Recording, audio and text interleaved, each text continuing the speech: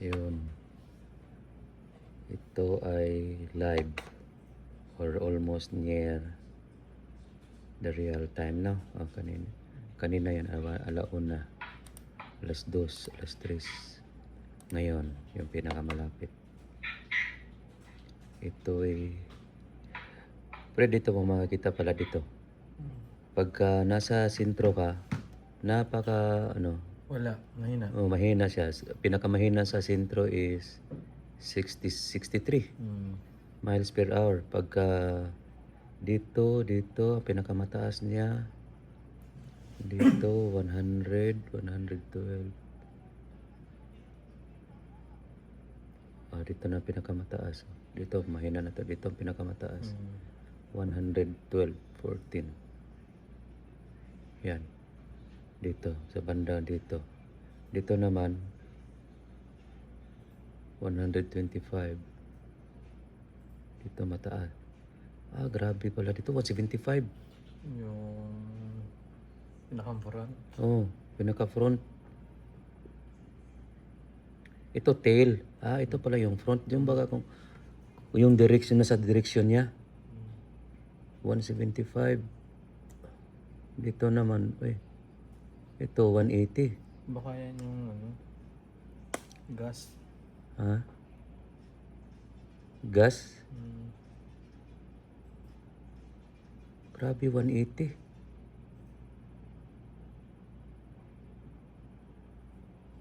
Yan.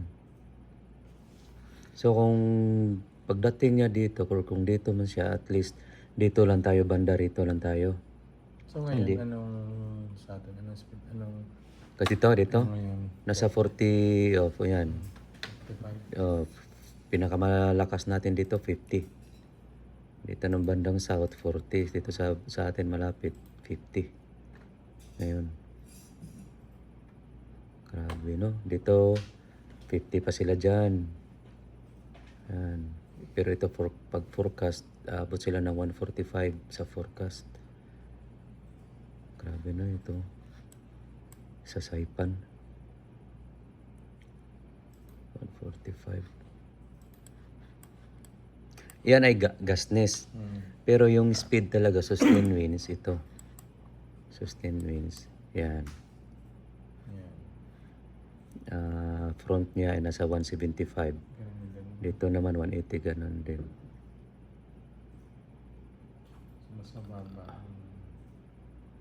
Pero dapat kinoconsider din natin ngayon gas kasi yung nakakasira Oo. Yung bugso. Yun to, gasness. Yun, ito yun.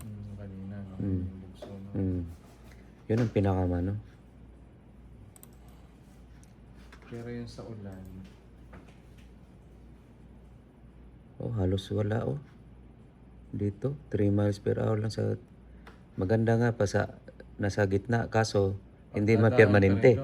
Hindi man permanente. Kasi Dadaan ka din sa front saka sa tail. Ganon din.